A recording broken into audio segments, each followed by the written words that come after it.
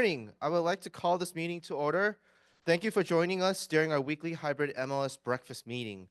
My name is Jeff Huey Huang, and I am your program chair for today. I just want to share a little bit about me. I always tell this joke, but there's some truth to it. Uh, I have two kids that I know of, and together we love to go hiking, build Legos, and we travel a lot. So our recent trip was to Utah, and if you're an avid traveler or hiker like me, love to talk with you on the side. Now, a quick introduction to our guest speaker today. Vin is one of us, born and raised in Southern California. Vin is a family man and now raising his own family in the San Gabriel Valley. Vin is also an elected council member for the city of Duarte. He also serves as a fellow realtor. So now help me welcome our guest speaker, Vin Trung, council member of City of Duarte. Good afternoon, good morning, everybody. Thank you all for being here today and giving me the floor for a few minutes. Um, as Jeff mentioned, I am one of you all. I am a realtor as well. I've been in real estate for about 3 years. I've started off in the insurance industry. I did individual life insurance, moved on to health insurance, and dabbled a little bit in your property casualty. But I decided to stay away from that, and I think I made a good choice. Um, but as of now, I have been an elected official since 2020, right when the pandemic started. So campaigning, what you guys know of campaigning and how campaigning works was not how I went about my campaign trail. I actually kind of tripped and fell into this position because I was in the insurance industry. I had to market myself, as you know, as you all know, same as real estate agents, you have to market your product, you have to market yourself. And I've got in touch with my city and a lot of events that they held in the city, and I got some booth space, and I pitched myself and what I did with the insurance company and carriers that I provided, and I was able to do that. And so funny thing happened was the person that was in charge of this event that I reserved the booth for went to school with my siblings, my older siblings, and called me out, said, I recognize your last name. I need you to come into the office and talk to me. And you got the space, but I need you to talk to me. She pitched me on being a economic development commissioner for my city. And that's how I kind of got my feet wet to understand a little bit about municipalities, how they work, what their goals are. And I was a commissioner for about 2 years. And I got a phone call from a council member at that time who was planning to retire. Um, he said that I was a good recommendation and referral, reached out to me, talked to me, kind of tried to convince me. I didn't take that offer up right away. Obviously, doing something like this, you have to speak to your better half, significant other, think about your children, and but being born and raised in LA County, San Gabriel Valley, um, son of an immigrant parent, they've come all the way across the Pacific Ocean to provide something better for their kids. And although my parents were not around at that time, I definitely had them in mind and thought about the hard work that they've gone through raising me. I'll tell you, I wasn't the best obedient kid, but I did my part and thought about them, thought about my kids, setting a good example, and decided to take this opportunity, obviously with the blessing of my wife. And I have just recently been reelected in 2024 to serve another 4 terms. I was recent mayor in 2024. City of Duarte is a rotating mayoral duty. So once my year is up, I get to choose and elect the next person that steps up to take on the helm. For a rotating city that does not elect their mayor, all council members have the same amount of authority. It's still a vote, and even for the cities who elect a mayor, there's a council for a reason because they're part of so kind of like a board. Everybody has a vote. The mayor is the face of the city at that moment, at that time. If you're elected, you're the face of the city as long as you stay elected. But behind the scenes, the council members all have the authority, all have a vote, and it has to be majority of vote for anything that comes and kind of passes along through the cities and laws and so on and so forth.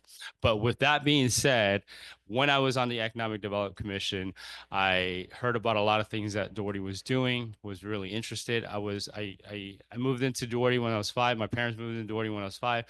I have the pleasure of raising my kids there now and going to the same schools that I did. Duarte is in a revitalizing phase, as you can see, and we're trying to pave the way for the future. And future in Duarte are my kids. A lot of us who are still there, homeowners, um, residents of Duarte, were raised in Duarte. Duarte they currently have actually 4 projects. The fourth one will be coming hopefully this year.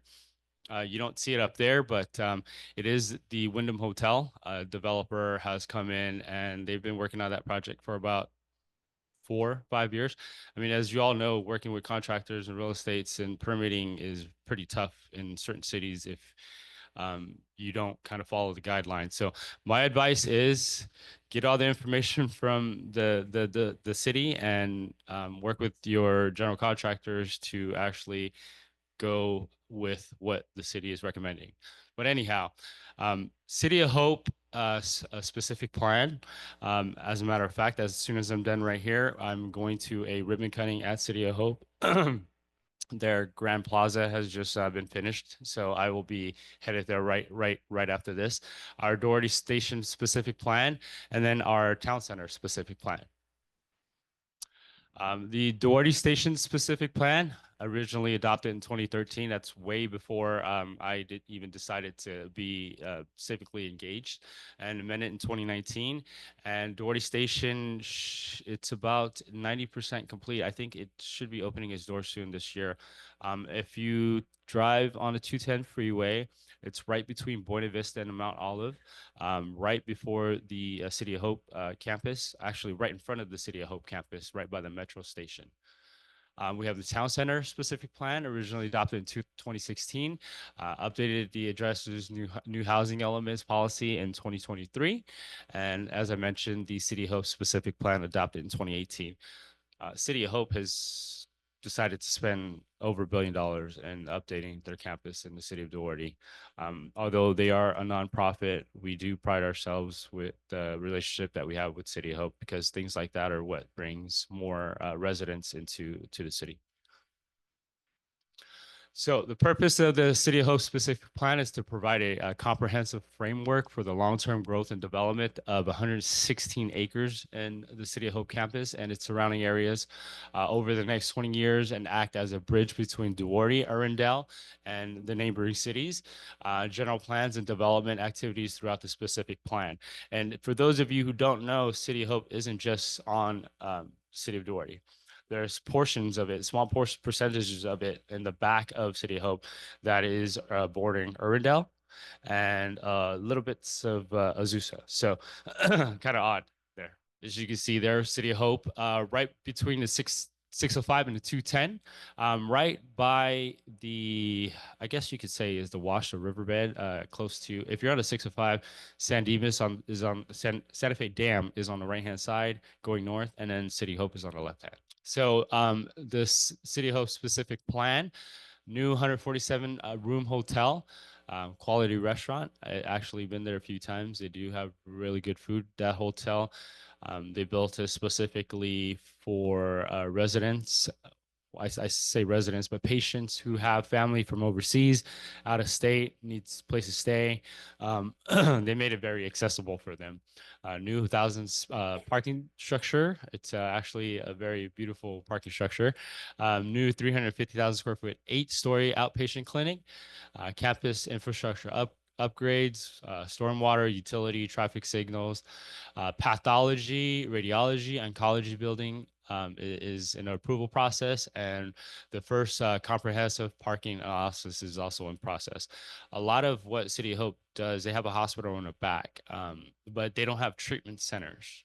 It's more of like a research facility. But now they're bringing, they're restructuring and revitalizing the campus, so there's actually treatment areas and facilities there. There you go. That's the 19, I think it's 1920 it's called. That's the restaurant on City of Hope. It's right on Duarte, right by City of Hope Drive, I believe that is. That's the parking lot, the beautiful, beautiful parking structure. And that's the new building with the outpatient and the uh, I think it's the pathologies. So next, the Duarte Town Center specific plan provides long-term strategy for revitalizing Central Duarte and creating a more downtown-like environment. Through concentrated strategic planning efforts, the town center has the potential to become an iconic, attractive place for Duarte. I don't, with the show of hands, how many of the audience and members here have been to the city of Duarte? Wow. Well, thank you for coming to my city. I didn't think that there were that many people that come. But as you can see, it's pretty much a drive from Huntington down from, I would say, Costco, right past the bridge on Huntington, all the way down to Mountain, and then you're over in Monrovia. A lot of you probably have come to Duarte to shop at the Target because that Target has been there for a while, and that's probably the only Target in that area. But we have been working very hard to create attraction, not only for the pass by customers and consumers, but for our residents who live in the city of Duarte. A lot of young families with kids, so entertainment, restaurants, and shopping is definitely what we're looking for. Town center has potential to become an iconic attraction. It's for existing businesses to flourish, accompanied by new residential developments, shopping opportunities, and entertainment uses in inviting, walkable, and bikeable environments. And there's, we all know that the new thing are mixed use, and we've just actually last year, no, 2 years ago, finished a mixed use building. It's on Huntington. It's called the Huntington, and it's about 98% capacity. That's for the living space.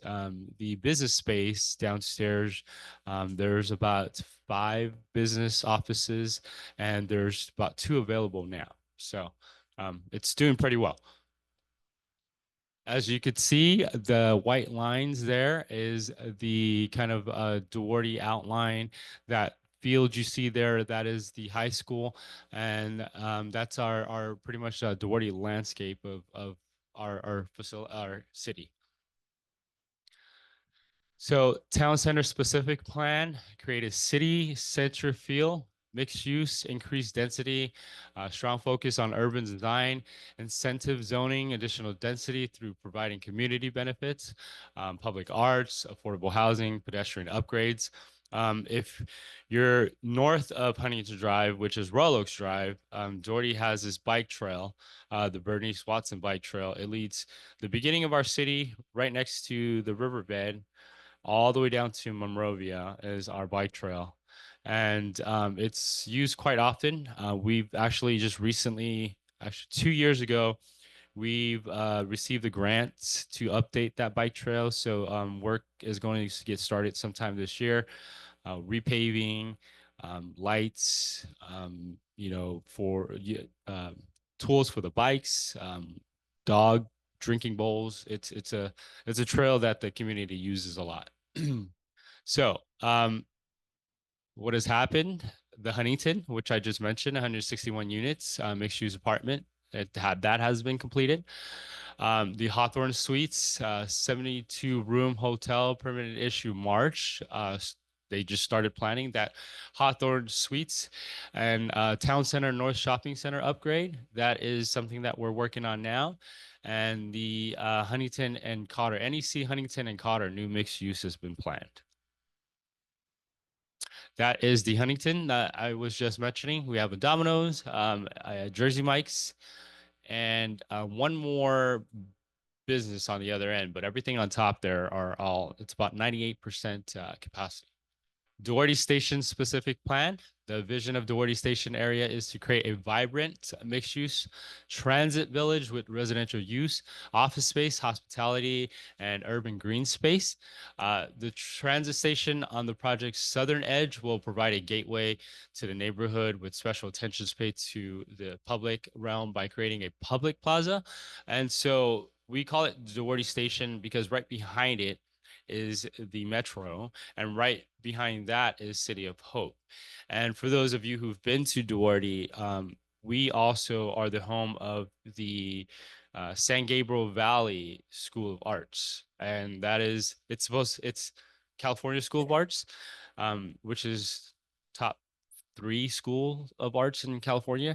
They're originally their main office or main hub is in Orange County, and luckily they decided to choose Duarte as their second location here. And we've had the opportunity to welcome all families all around Southern California, and a lot of them take the metro, and a lot of them are trying to find ways to get into the city of Duarte.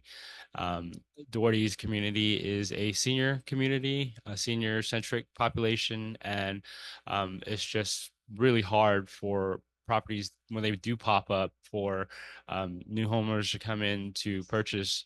It's rare that properties pop up for sale in the city of Duarte, and that's the Duarte Station.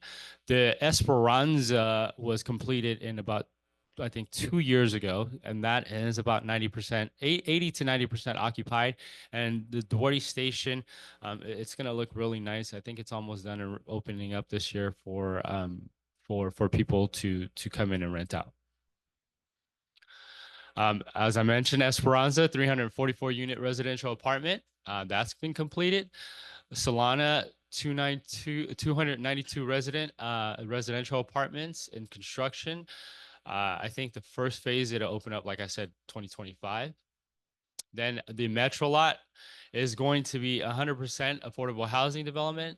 That's in process, about 100 to 120 units, and in process with Metro. So Metro is the ones who are developing that.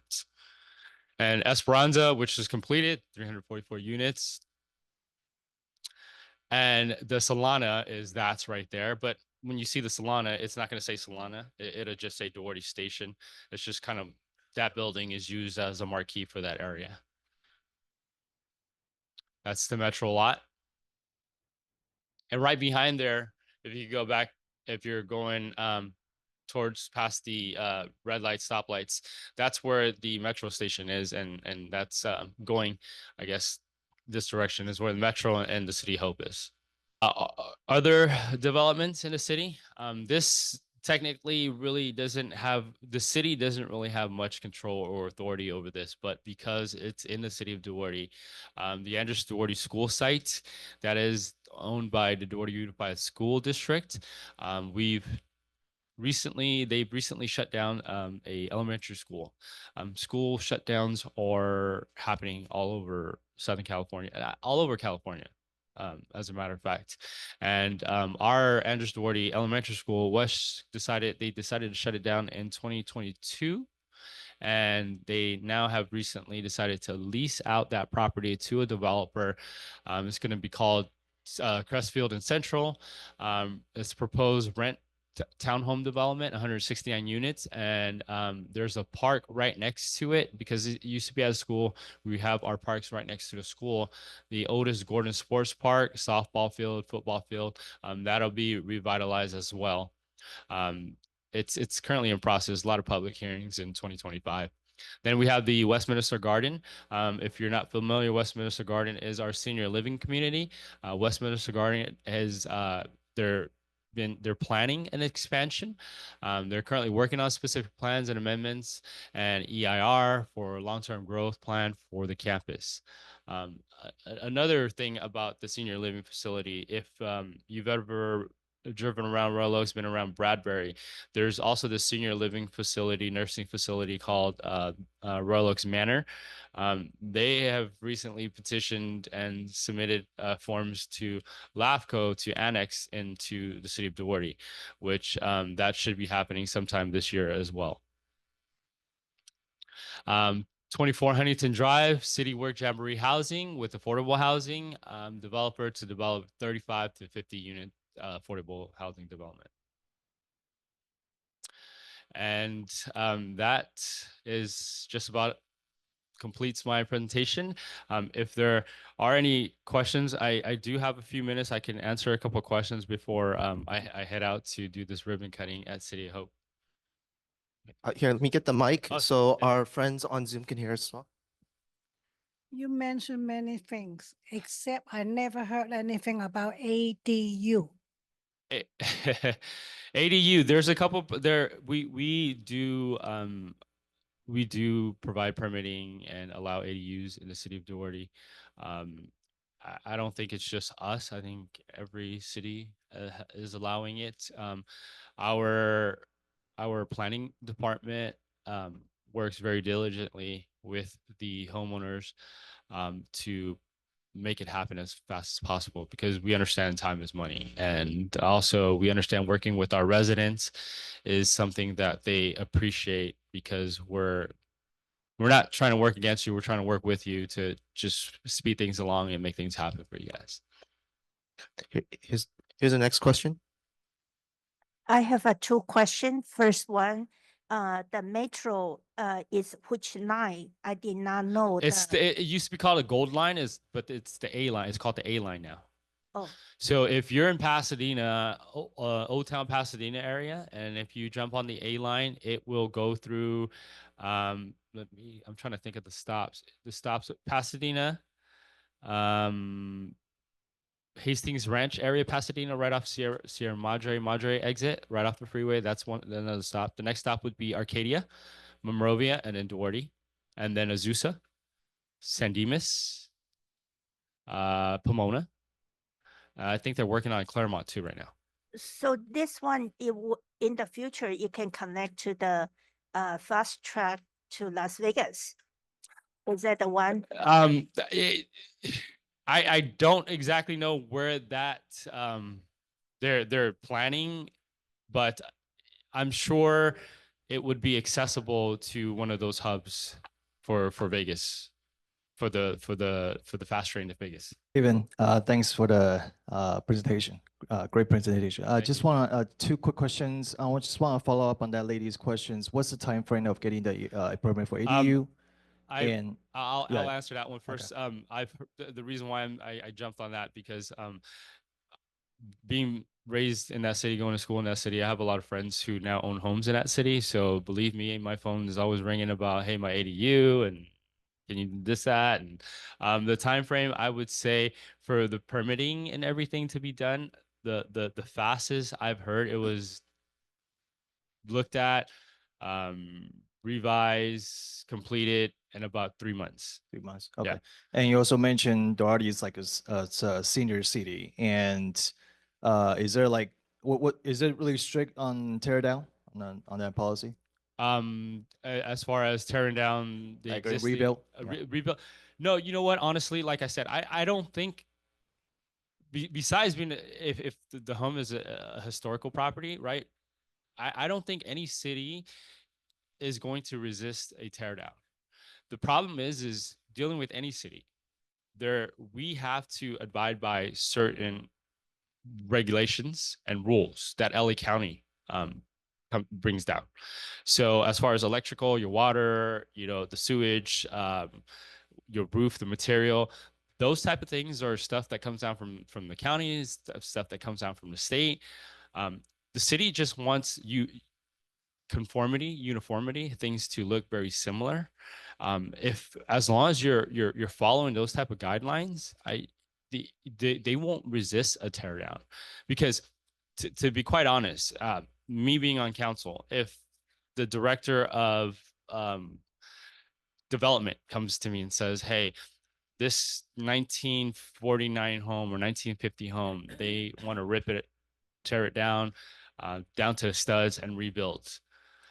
If he's telling me I don't think it's a good idea, the process is going to take long, construction, the neighbors, this and that, I would tell him, why are we not allowing this to happen? Because what that only does is it's like that broken glass effect, right? When you're doing it, after you do it, your neighbors see, wow, you did a great job. Then the next neighbor is going to do it. And then by the end of the year, who knows, your whole block might be redone. And that just brings up the value, not only of your home, but it brings up the value of the city as well. Because then now you have different types of demographics that are coming into the city that are looking to be a part of the city. So personally, me as a council member, me as a person that has the authority to say, one of seven that has authority to say yes or no, I'm 100% certain that at least four of us, we don't deny those type of things. Those are some things that we want to happen. It's not coming out of our pockets, right? It's not coming out of the city pockets. It's only helping the city. So. Okay. Before I hand to any other questions, I wanted to just ask the question of, with the fires impacting a lot of family and friends, how does that impact the city of Duarte? Does that change anything? Change the planning, or just, yeah, what's going on there? As far as changing Duarte's plan, it hasn't changed our plans and the direction of our future. I would say that it might have given us an opportunity to strengthen our plans for the future, as far as evacuation plans, as far as public safety, as far as our preparedness and readiness for something like this to happen. For those of you who live close to the foothill cities, Arcadia, Sierra Madre, Monrovia, Duarte, Pasadena, you guys understand and have seen it's like a fire every 4 years. And it's not just a small one, it's a pretty big one. So these fires don't, the only impact Duarte has is we were out of power.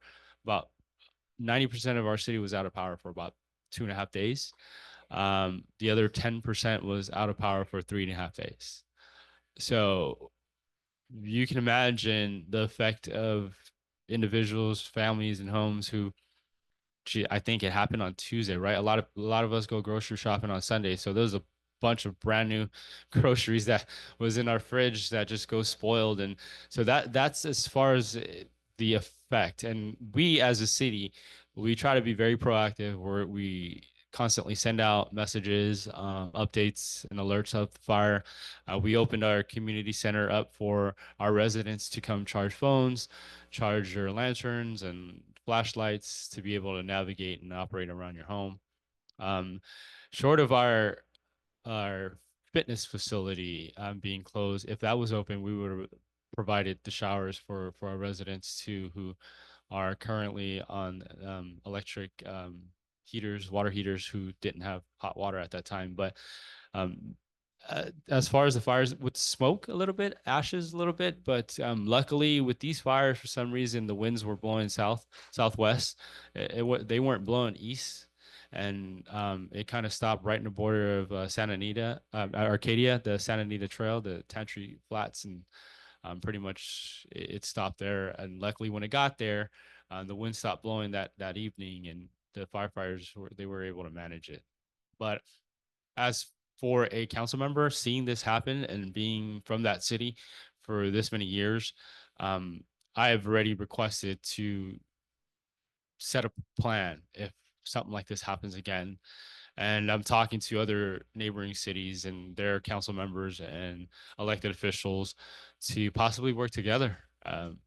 Like I said, the foothill cities, Sierra Madre, Arcadia, Monrovia, Duarte, we're right behind those San Gabriel Mountains that love to burn every 4 or 5 years. Thank you very much for that. Thank Yeah. you. Thank you, guys.